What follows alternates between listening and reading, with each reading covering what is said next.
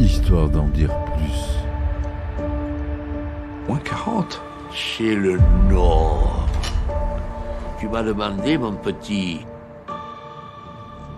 Monte, on m'appelle mamie Et mamie Tromblon, elle s'est déjà fait tromper, mamie Tromblon, hein!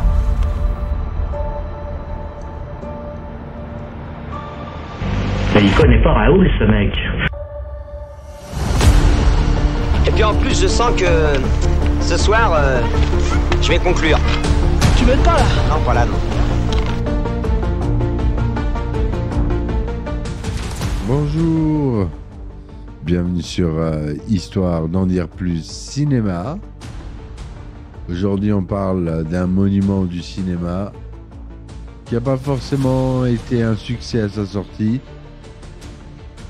Un film avec Al Pacino, un film de Brian De Palma, vous aurez reconnu Scarface.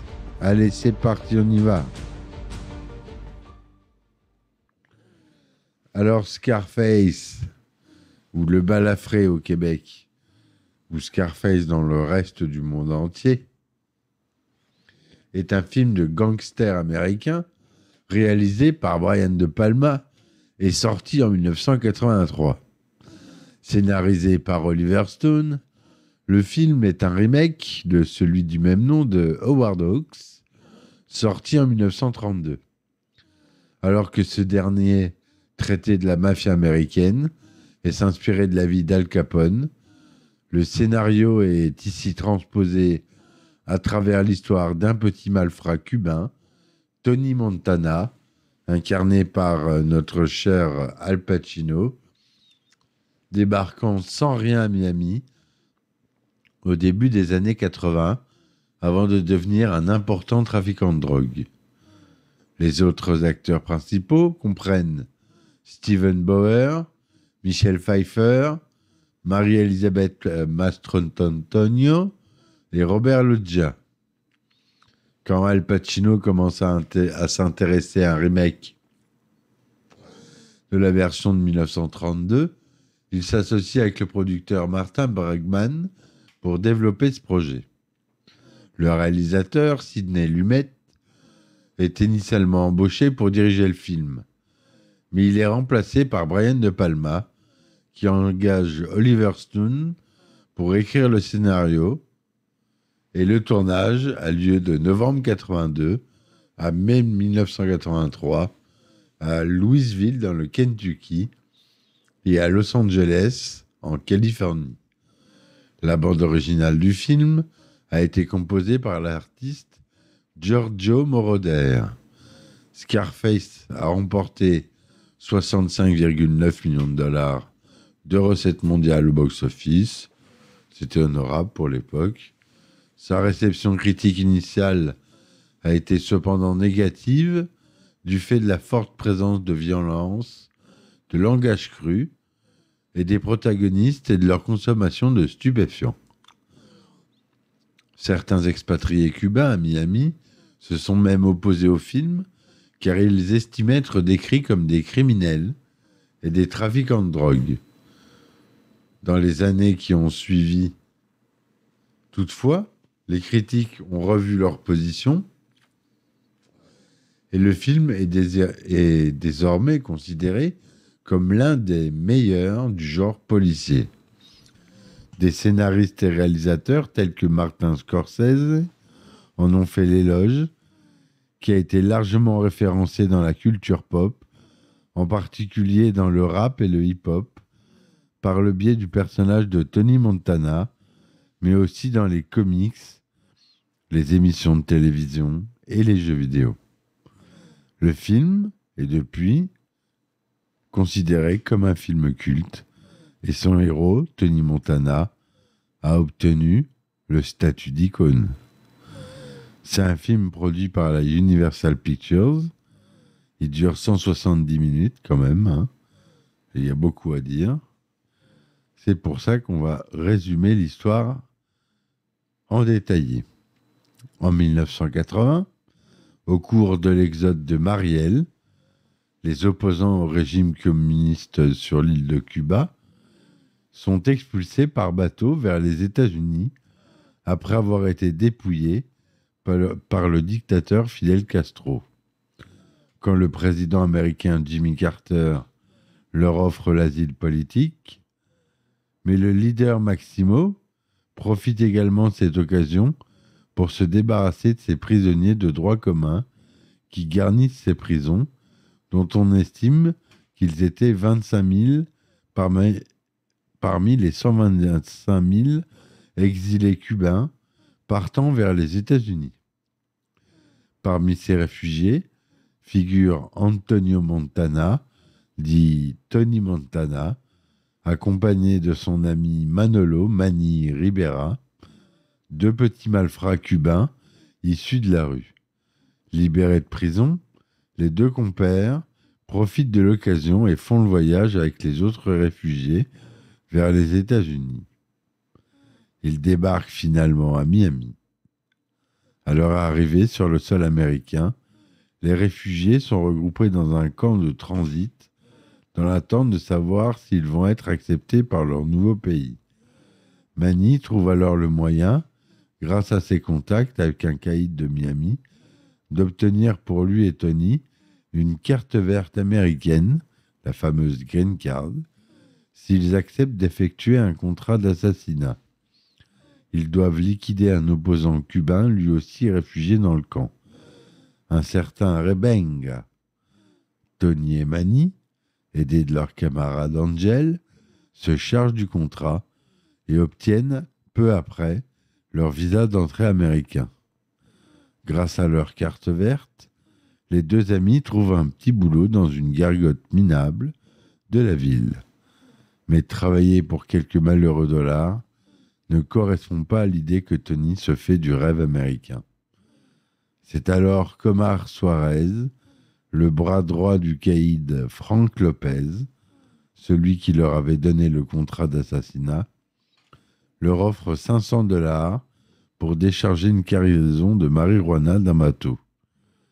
Mais, devant le refus de Tony, qui affirme que son offre est insuffisante, Suarez propose aux deux hommes $5 000 pour leur faire leur preuve.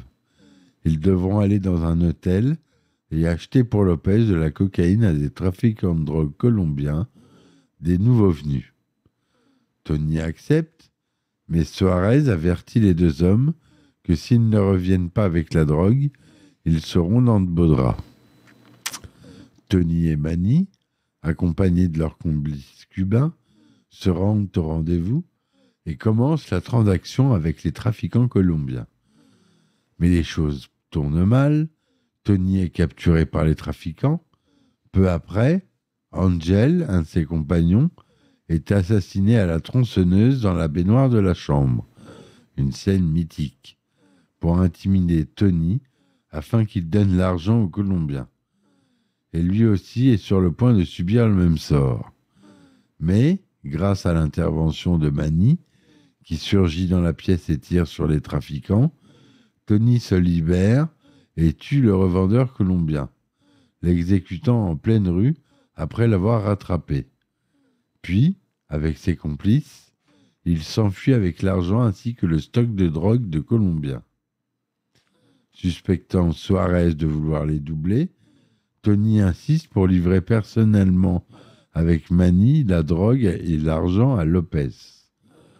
Lors de leur rencontre avec le caïd, Tony est immédiatement attiré par la petite amie de Frank Lopez, une ravissante américaine nommée Elvira Hancock. De son côté, Lopez, impressionné par l'efficacité et le sang-froid des deux hommes, les recrute sur le champ en leur promettant la richesse s'ils sont loyaux avec lui. Plus tard, il explique à son bras droit Omar qu'il lui fallait à tout prix recruter des hommes, tels que Tony, prêts à se faire tuer pour lui dès lors que leur loyauté est acquise. 3 mois plus tard, Tony rend visite à sa mère, Georgina,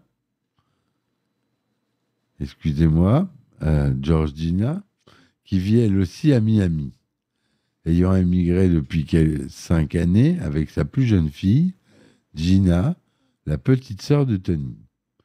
À son arrivée, Gina est enchantée de revoir son grand frère, ne l'ayant pas revu depuis des années, quand il était emprisonné à Cuba. Mais sa mère lui a fait un moins bon accueil, lui reprochant sa vie de criminel, son allure de gangster et son absence. Elle refuse l'argent que Tony lui met sur la table, puis le jette à la porte de chez elle. Malgré sa mère, Gina rejoint Tony dehors et lui dit de pardonner son attitude, affirmant à son frère que pour elle, rien n'a changé, car ils ont le même sang. Quand Tony retourne à sa voiture, Manny lui fait des commentaires flatteurs sur la beauté de Gina, mais qui mettent Tony complètement hors de lui. D'un air menaçant, il défend à Manny de tenter de la voir, lui affirmant qu'elle n'est pas pour lui. Peu après, Frank Lopez envoie Tony escorter Omar Suarez en Bolivie lors de sa rencontre avec un important producteur de cocaïne du pays, Alejandro Sosa. Lors de sa rencontre dans la luxueuse propriété de Sosa, et alors qu'il n'est officiellement que le garde du corps d'Omar, Tommy prend des initiatives et négocie une importante transaction de drogue avec le trafiquant bolivien, sans avoir obtenu au préalable l'accord de Frank et en court-circuitant Suarez. Ce dernier tentant vainement de le remettre à sa place.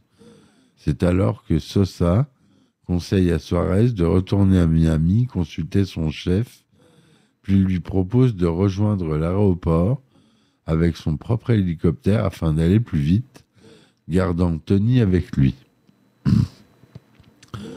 Mais peu après son départ, Sosa affirme à Tony que Suarez est un informateur de la police. Un de ses complices l'a reconnu à New York il y a quelques années. Tony est témoin de son assassinat, pendu depuis l'hélicoptère de Sosa, après avoir été passé à tabac.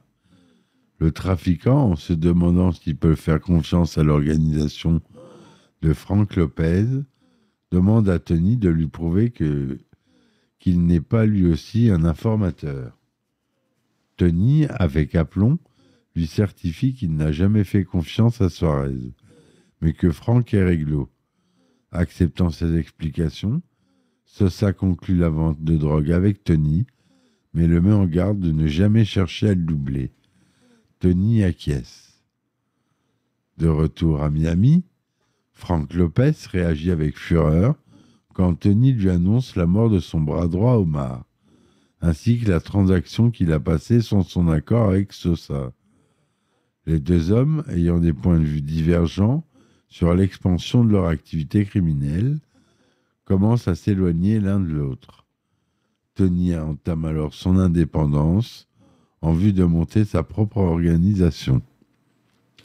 Dans le même temps, il informe Elvira de son intérêt pour elle, lui demandant de faire un choix entre lui et Frank.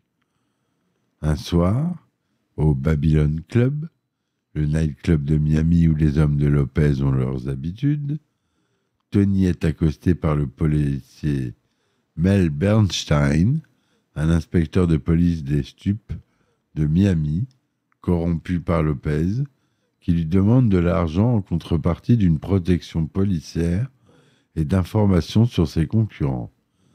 Le même soir, Tony met en colère Frank en faisant ouvertement des avances à Elvira. Peu après, il remarque la présence dans la boîte de nuit de sa sœur Gina et ses manières lascives avec un homme. Il la suit quand celle-ci entre dans les toilettes avec son cavalier. Tony la gifle, en colère devant son attitude. À la suite de cet incident, Manny ramène Gina chez elle, lui expliquant que son frère s'inquiète pour elle, car il la voit comme quelqu'un d'honnête et de pur. Un peu plus tard, au nightclub, Tony échappe de peu à une tentative d'assassinat perpétrée par deux hommes inconnus. Il est blessé, mais parvient à s'échapper. Pendant la nuit, accompagné de Manny et de leur ami Chichi, Tony se rend au bureau de Frank, convaincu que son patron est le commanditaire de l'assassinat. Il le trouve là avec Mel Bernstein. Sous la menace de son arme, Frank confesse à Tony son implication dans la tentative d'assassinat, mais le supplie de l'épargner, lui promettant une importante somme d'argent et affirmant qu'il va disparaître de la circulation. Mais Tony le fait tuer par Manny, puis s'occupe de Bernstein, avant de recruter au débeauté l'ancien garde du corps de Lopez, qui craignait lui aussi d'être tué. Devenu le chef de sa nouvelle organisation, Tony se marie avec Elvira et devient le distributeur principal de la cocaïne de Sosa aux États-Unis. Il accumule les richesses et développe son empire criminel, vivant dans une vaste et somptueuse propriété privée, protégée en permanence par des gardes et des caméras de surveillance. Mais en 1983, sous l'impulsion de sa consommation excessive de drogue, Tony commence à commettre des erreurs. Quand son banquier véreux habituel exige un pourcentage plus élevé pour blanchir ses revenus en argent liquide issus de son trafic, Tony, sur le conseil de Manny, cherche un nouvel intermédiaire. Il tombe alors dans un piège monté par les agents fédéraux du fisc qui l'arrêtent et l'inculpent pour blanchiment d'argent et fraude fiscale. Mais Sosa intervient et offre à Tony d'utiliser ses relations aux États-Unis pour lui éviter la prison et de ne payer en définitive qu'une importante amende. En échange, Tony doit accepter d'assister l'un des hommes de main de Sosa, Alberto, qui doit assassiner un journaliste avant que celui-ci ne témoigne au quartier général de l'ONU à New York sur les liens entre Sosa, son cartel et les officiels boliviens. Alors que Tony, Manny et Elvira sont au restaurant, Tony, sous le coup de la cocaïne et d'excès de boisson, se met à reprocher à Manny sa récente arrestation, car il avait suivi son conseil de s'adresser à l'usurier Sedelbaum à la place de son banquier habituel. Puis, sans gêne, il dévoile à son ami que son épouse Elvira est infertile à cause, dit-il, de sa trop grande consommation de drogue. Furieuse, Elvira lui jette son verre de vin au visage et quitte les lieux, disant à Tony que leur relation est désormais terminée. Peu après, Tony, accompagné de ses gardes du corps, quitte le restaurant d'une démarche vacillante, dévisageant l'assistance, médusée tout en la raillant, leur disant de laisser la place aux mauvais garçons tels que lui. La semaine suivante, Tony se rend à New York avec des complices afin d'escorter Alberto, le bras droit de Sosa, lors de l'assassinat du journaliste. Posté devant l'hôtel de leur victime, ils voient Alberto placer une bombe radiocommandée sous la voiture de leur cible, et le lendemain, le groupe suit la voiture pour la faire exploser devant le siège de l'ONU, mais au dernier moment, en se rendant compte que leur cible est accompagnée de sa femme et de ses enfants, Tony dit à Alberto d'annuler l'opération, ne pouvant se résoudre à tuer des personnes innocentes. Mais Alberto refuse et insiste pour continuer. Tony, devenant fou furieux, le tue juste avant qu'il n'appuie sur le bouton de déclenchement de la bombe, puis accable son cadavre de sarcasme.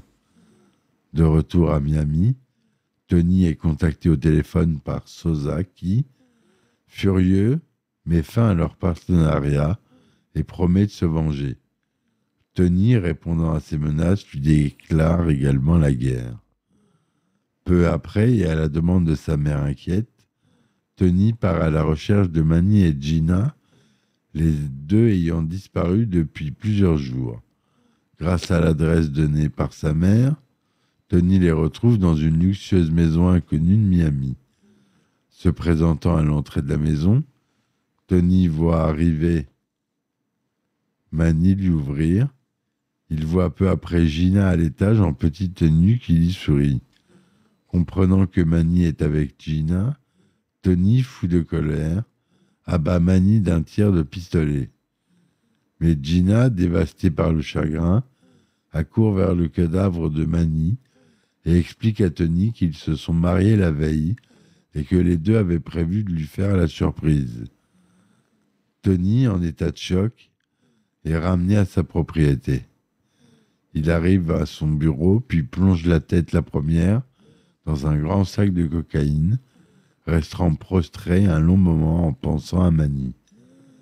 Mais quelque temps après, les hommes de Sosa envahissent la propriété et tuent silencieusement les gardes.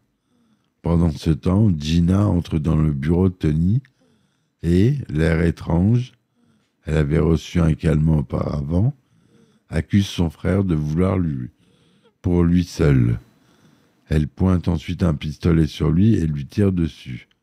Au même moment, un des hommes de Sosa surgit du balcon derrière eux et tue Gina. Sortant brusquement de sa torpeur, Tony tue l'assaillant, puis, hébété et à moitié délirant, il reste un long moment à contempler le cadavre de sa sœur, tout en lui parlant. Mais après avoir remarqué les assaillants sur les moniteurs des caméras de surveillance de son bureau, il s'arme d'un fusil d'assaut M16 pourvu d'un lance-grenade et invective ses ennemis. Ceux-ci s'étant regroupés devant la porte de son bureau, prêts à l'assaillir.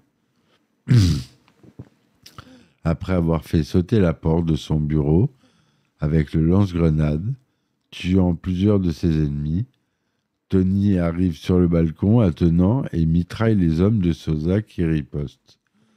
Touché de plusieurs balles, mais rendu insensible grâce à la cocaïne et à l'adrénaline, Tony continue à le défier jusqu'à ce qu'il soit achevé d'un tir dans le dos par des hommes de Sosa. Son corps bascule alors du balcon et finit en contrebas dans une fontaine, celle-ci étant décorée d'une statue qui porte l'inscription « The world is yours », le monde est à vous, la devise de Tony Montana. La scène finale s'achève avec l'apparition d'un intertitre dédiant le film à Howard Hawks et Ben Hecht, respectivement réalisateurs et scénaristes du Scarface original. Et voilà l'histoire incroyable de ce film, avec un final complètement dingue, à voir et à revoir. Donc on a dit que c'est réalisé par Brian De Palma. Au scénario, on a le célèbre Oliver Stone, qui est aussi un très bon réalisateur. D'après le scénario du film original de 1932, Scarface, écrit par Howard Hawks et Ben Hecht, et adapté du roman d'Armitage Trail lui-même. On a dit que la musique était de Giorgio Moroder. Le budget original était de 25 millions de dollars. Donc le film est rentré dans ses frais, en tout cas pour son exploitation au cinéma, puisqu'il a rapporté plus de 65 millions dans le monde entier. C'est tourné en couleur 35 mm, 2/35e, en son 4-track, 4 tracks, stéréo. Les langues parlées dans le film sont l'anglais et l'espagnol. On l'a dit, il dure 170 minutes. Il est sorti en avant-première le 1er décembre 1983 à New York et en sortie nationale le 9 décembre 1983 et en France le 7 mars 1984. Il est classé R aux États-Unis, interdit au moins de 13 ans à sa sortie en France, puis interdit au moins de 12 ans depuis la réforme de 90. Al Pacino y joue Antonio Tony Montana. Steven Bauer joue Manolo Manny Ribera. Michelle Pfeiffer y joue Elvira Hancock. Marie-Elisabeth Mastroianni y joue Gina Montana. Robert Loggia, Frank Lopez. Myriam Colon, Georgina, la mère de Tony et Gina. Paul Chénard, il joue Alejandro Sosa. On a Marc Margolis, qui joue Alberto, un homme de main de Sosa et son bras droit. Déjà, Margolis était dans le gang dès 1983. Voilà ce qu'on a comme acteur à peu près connu. Scarface de Brian De Palma est un remake du film du même nom de 1932 qui relate l'histoire d'un immigré bâtissant à Chicago un empire sur le trafic d'alcool pendant la Prohibition. L'histoire est réactualisée en changeant l'origine du héros et les trafics auxquels il est lié. Antonio Montana, en référence à Joe Montana, un joueur de football américain dont Oliver Stone est fan, se fait néanmoins appeler Tony, comme le héros de 1932 d'origine italienne. Le film de 1932 décrit de manière indirecte Al Capone, qui était autrefois surnommé Scarface. À l'époque où il écrivit le film, Oliver Stone luttait contre une dépendance à l'héroïne. Sidney Lumet était pressenti pour réaliser le film. C'est lui qui suggéra l'idée des personnages cubains et l'exode de Mariel dans l'histoire. Mais il se désista finalement à raison du ton très violent du projet. Il est donc remplacé par Brian De Palma, pour qui quitte pour l'occasion le film Flashdance, après avoir aimé le script de Scarface. Moi aussi, choisir entre les deux, j'aurais pris Scarface. J'ai rien contre Flashdance. Hein. D'ailleurs, je le ferai en podcast. Je ne l'ai pas fait, ce film. À voir. Pour les rôles, après le refus de Robert De Niro, de Sylvester Stallone, qui devait devenir le rôle de Tony Montana, ne put le faire à cause d'un tournage de Stayin' Alive. Le rôle est ensuite confié par la suite à Al Pacino. John Travolta était pressenti pour incarner Manny Rivera, mais le rôle est finalement confié à Steven Bauer, alors relativement inconnu à l'époque. Les producteurs étaient convaincus qu'il était bon pour le rôle, avis fondé sur une audition frappante, ainsi que sur ses origines cubaines. Le rôle principal féminin, celui d'Elvira Hancock, est proposé à Rosanna Arquette, Jennifer Jason Leigh, Melanie Griffith, Kim Basinger, Kathleen Turner, Jodie Foster, mais toutes le déclinent. Brooke Shields se voit également offrir ce rôle, mais sa mère refuse. D'autres actrices, Gina Davis, Carrie Fisher, Kelly McGillis et Sharon Stone, auditionné pour incarner Elvira. Kay Lance et Christy McNichol auraient voulu l'incarner, mais Brian De Palma était contre. Le choix se porte sur la jeune actrice Michelle Pfeiffer, qui venait d'obtenir des commentaires favorables pour sa prestation dans Grease 2, malgré l'échec critique et commercial du film. Au départ, Brian De Palma refuse d'auditionner Michelle Pfeiffer après l'avoir vue dans Grease 2, mais le producteur le pousse à lui laisser sa chance. Bien qu'intimidée par Al Pacino durant la répétition d'une scène, elle obtient le rôle. Al Pacino et Michelle Pfeiffer se retrouveront en 1991 pour le drame sentimental Frankie et Johnny. F. Murray Abraham est engagé pour le rôle d'Omar Suarez, lui permettant ainsi de sortir d'une longue et difficile période de chômage.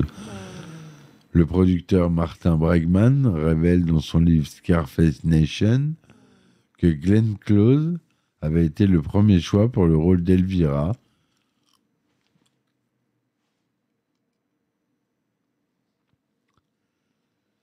mais il pensait qu'il était seulement la moitié d'une pute. Bien que certains personnages principaux ou secondaires aient des origines cubaines, seul Steven Bauer est né à Cuba. Tandis qu'Angel Salazar, Chichi, est américano-cubain. L'action du film devait se dérouler initialement à Chicago, comme dans le film original, mais l'équipe n'a pas pu le faire pour des raisons de moyens. L'histoire est donc transposée à Miami. Pourtant, ce choix ne fait pas l'unanimité, notamment au sein de l'Office du tourisme, craignant qu'il n'offre à la ville une réputation de haut lieu de la criminalité cubaine, faisant ainsi fuir les touristes. Le tournage, on l'a dit, débute le 29 novembre 1982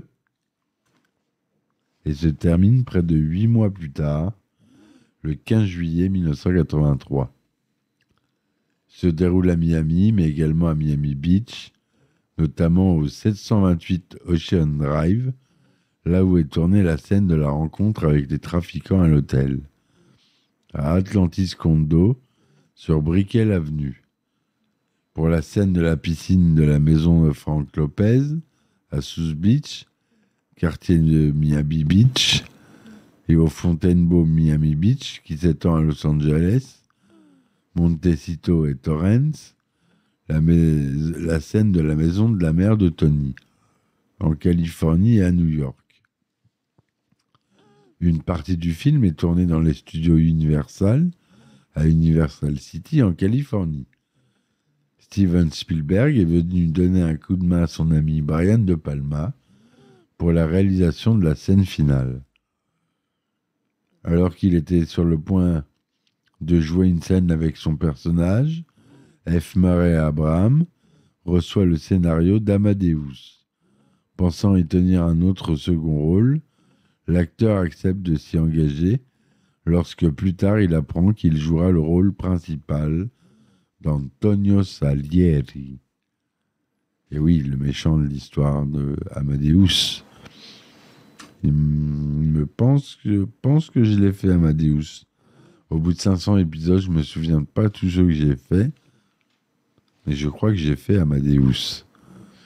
Vous pouvez chercher dans mon podcast si jamais je l'ai fait. Voilà. Scarface échappe de peu au classement X, interdit de moins de 18 ans aux États-Unis, car la scène de la tronçonneuse est jugée trop violente pour la Motion Picture Association of America. L'acteur Brian De Palma se mobilise alors et finit par obtenir un classement R, c'est-à-dire interdit de moins de 17 ans non accompagné. Hein, vous le savez maintenant. Le 1er décembre 1983, lors de sa présentation en avant-première du film, dans un cinéma de New York, celui-ci rencontre des réactions mitigées. Les acteurs Al Pacino et Steven Bauer, présents lors de cette avant-première, sont rejoints entre autres par leurs collègues Burt et Diane Lane, Melanie Griffith, Raquel Welch, Joan Collins, accompagné de son petit ami Peter Holm et Eddie Murphy. Selon l'émission DVD TV, Much More Movie, diffusée sur AMC après cette avant-première, la chanteuse Cher a affirmé avoir adoré le film, au contraire de l'actrice Lucille Bale, qui, venue en famille, l'a détesté en raison du langage et de sa violence, tandis que l'acteur Dustin Hoffman a déclaré s'être endormi.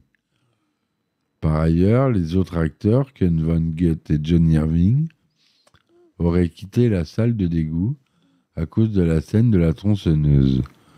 Au milieu du film, le réalisateur Martin Scorsese s'est tourné vers Steven Bauer et lui a dit « Les gars, vous êtes superbes, mais il faut vous préparer parce qu'ils vont le détester à Hollywood. » Il était fort ce Martin Scorsese, il l'avait déjà compris. Hein. Donc l'accueil critique. Initialement, le film rencontre des commentaires très négatifs de la part de la critique professionnelle, ce qui vaut à Brian De Palma une nomination au Razzie Award 1984 pour le prix du pire réalisateur. Le film attise notamment la controverse en raison de son niveau de langage et de sa violence. Sur le DVD de l'édition collector de Scarface, le producteur Martin Bregman déclare que le seul critique Vincent Canby du New York Times l'avait bien accueilli. Cependant, en 1983, notre cher Roger Ebert du Chicago Sun-Times attribue au film une note de 4 sur 4 étoiles. Quelques années plus tard, il l'ajoute à sa liste de ses plus grands films. Et Roger Ebert, j'en ai parlé souvent dans mes podcasts, si vous avez l'habitude de m'écouter. C'est le critique de cinéma américain. Voilà.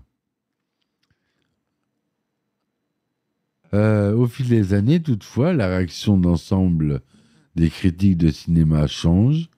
Les commentaires négatifs sur Scarface évoluant de manière positive, voire favorable. Sur Rotten Tomatoes, le film obtient 82%, sur la base de 71 critiques collectées, une note moyenne de 7,5 sur 10. Le consensus indique le réalisateur Brian De Palma et la star Al Pacino vont jusque dans la limite de cette épopée de gangsters stylisés, ultra-violente et éminemment propice à la citation, qui trace une mince ligne blanche entre le drame moral et l'excès de célébration. Sur Metacritic, le film obtient une note moyenne pondérée de 65% sur la base de 9 critiques collectées. Le consensus indique avis généralement favorable. Le film est classé à la 105e position du top 250 des meilleurs films de tous les temps du site Internet Movie Database, avec une note moyenne de 8,3 sur 10.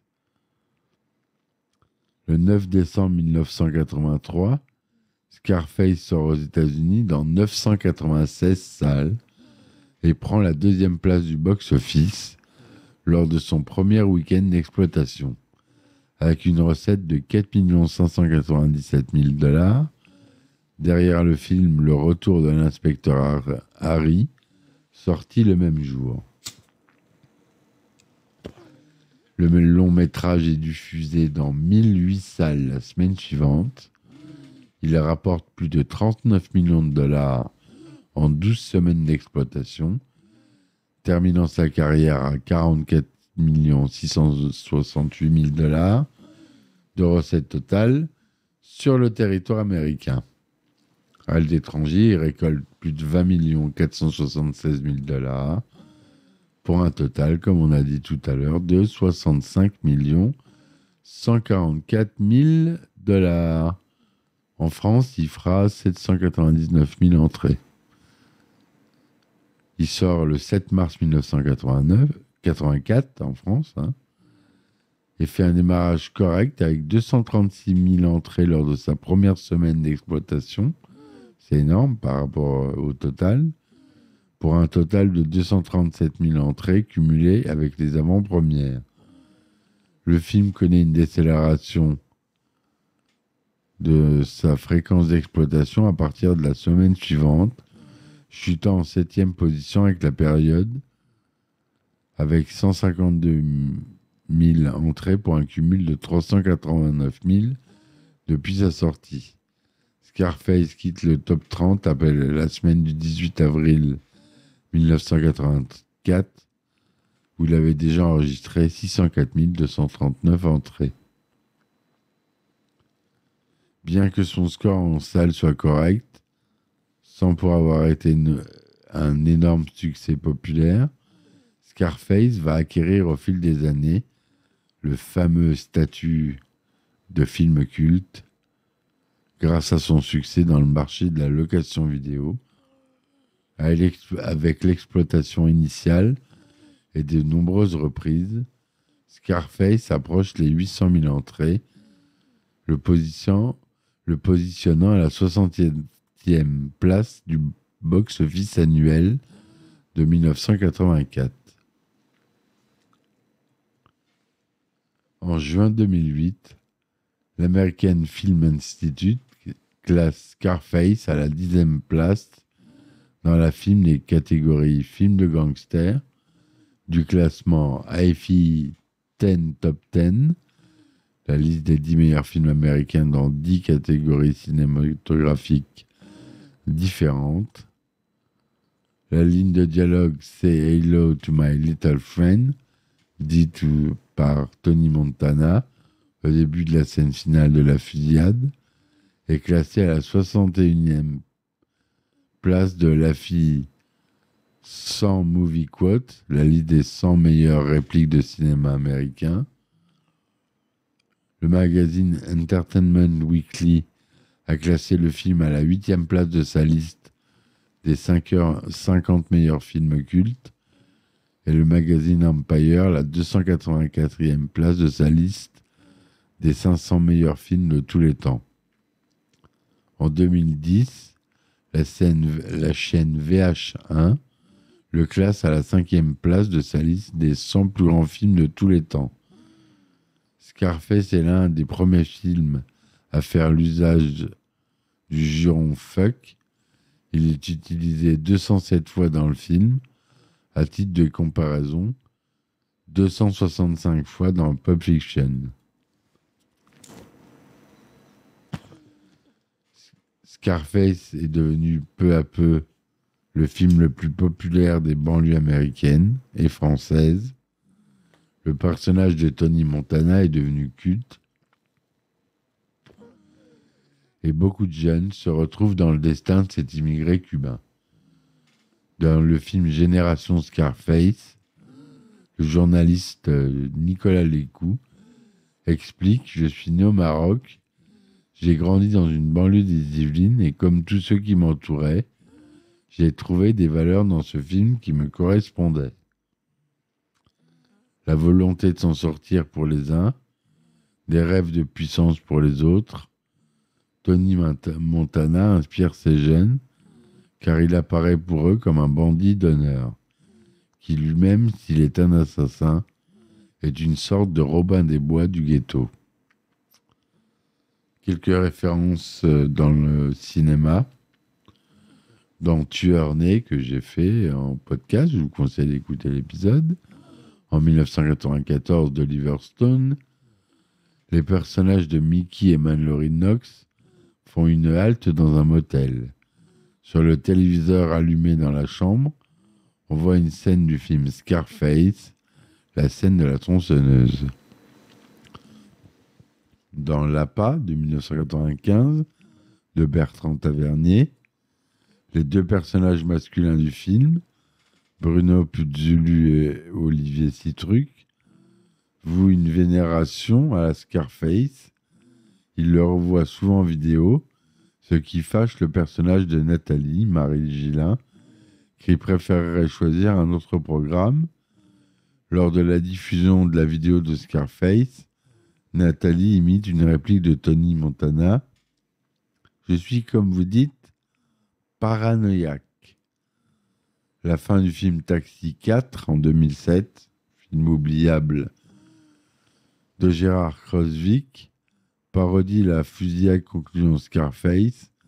Dans cette scène, le criminel belge Albert Van der Bosch reprend la réplique de Tony. On fait la guerre et ouvre le feu dans son manoir sur les forces de l'ordre depuis le premier étage surplombant un bassin comme dans Scarface avant que le commissaire Gibert, qui a consommé à son insu de la cocaïne, ne tire sur tout le monde. La maison est d'ailleurs presque une copie de celle de Tony dans Scarface. En passant Pécho, 2021, de Julien Royal, plusieurs scènes du film, parodient Scarface, notamment les scènes avec la musique de Push It to the Limit. Dans ma série de cœur Breaking Bad, saison 5, épisode 3, Nouveau Labo, le personnage de Walter White est vu regarder la fin du film Scarface avec son fils Walter Jr. Un clin d'œil au film est également présent dans l'épisode comme un chien enragé quand le personnage de Saul Goodman porte un costume blanc et rouge similaire à celui de Tony Montana et quand à un moment il regarde son visage blessé dans un miroir se demandant si la blessure va laisser une cicatrice. Le créateur de la série Breaking Bad, c'est Vince Gilligan, avait cité le film comme une métaphore expliquant l'évolution de son personnage principal, prendre Mitchell Chips et le transformer en Scarface. Par ailleurs, 2 des acteurs du film ont également participé à la série. Steven Bauer, que j'ai pas reconnu du tout dans le film, dans la série, et Marc Margolis, que j'avais reconnu. Mais c'est quand j'ai fait les recherches que j'ai retrouvé ça. Dans la série Narcos Mexico, saison 1, épisode 3, El Padrino, un associé du personnage de Rafa Quintero lui propose de regarder le film Scarface. Rafa porte par la suite, lors d'une réception, le même costume que celui de Tony Montana, la série insinuant son obsession pour son personnage.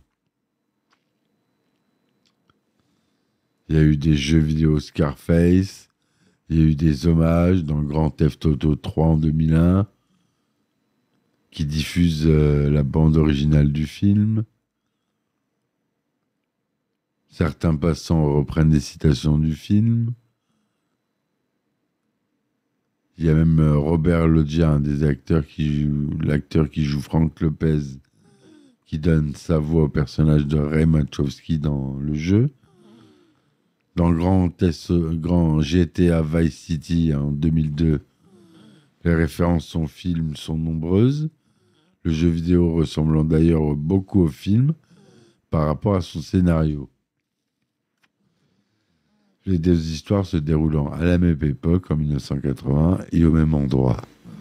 Vice City, vous le savez, étant une parodie de la ville de Miami. On a une référence dans le jeu Red Dead Redemption, dans le jeu Far Cry 3, le jeu Payday 2. Bref. Il y a de la musique dans les rappeurs français comme Booba, PNL, Django, DKZ, Tommy Bugsy, Arsenic, IAM, Rof, Funky Family font souvent référence à Scarface et utilisent parfois des répliques du film ou des samples de la bande originale. Le rappeur américain Rick Ross a repris un sample du Scarface. Le groupe de rap Mobb Deep a repris aussi un sample. Black Mafia de Lunatic avec Booba et Oxmo Puccino fait allusion au film dans un de ses morceaux. Nekfeu, PNL, Naps. Bref, voilà. Il y a même eu une bande dessinée en novembre 2008. Voilà. En 2010, l'idée d'un Scarface 2 est évoquée par Oliver Stone. En septembre 2011, Universal lance l'idée de faire un remake de Scarface en utilisant le film de 83 et celui de 1932. En 2014, le réalisateur chilien Pablo Larraín négocie la réalisation d'un remake de Scarface qui raconterait les péripéties d'un truand mexicain aux États-Unis.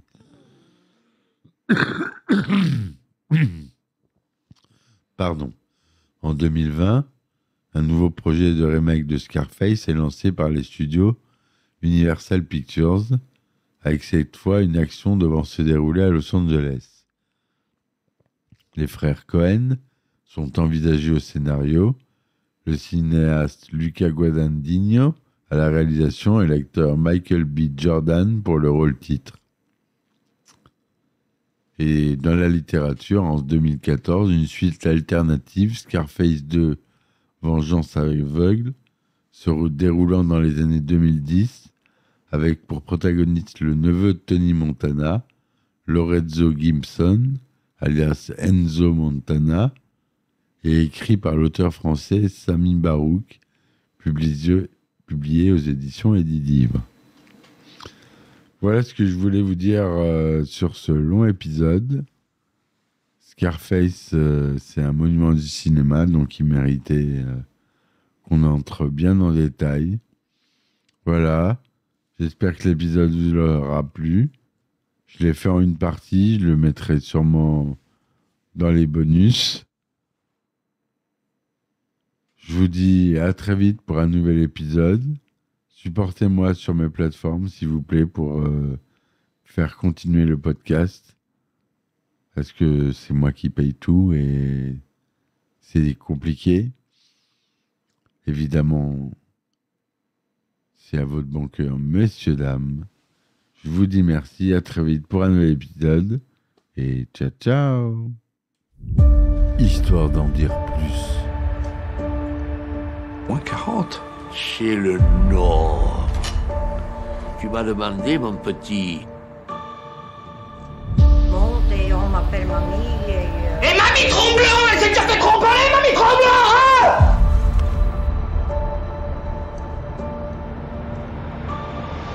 Mais il connaît pas Raoul, ce mec. Et puis en plus, je sens que ce soir, je vais conclure. Tu m'aides pas là? Non, pas là, non.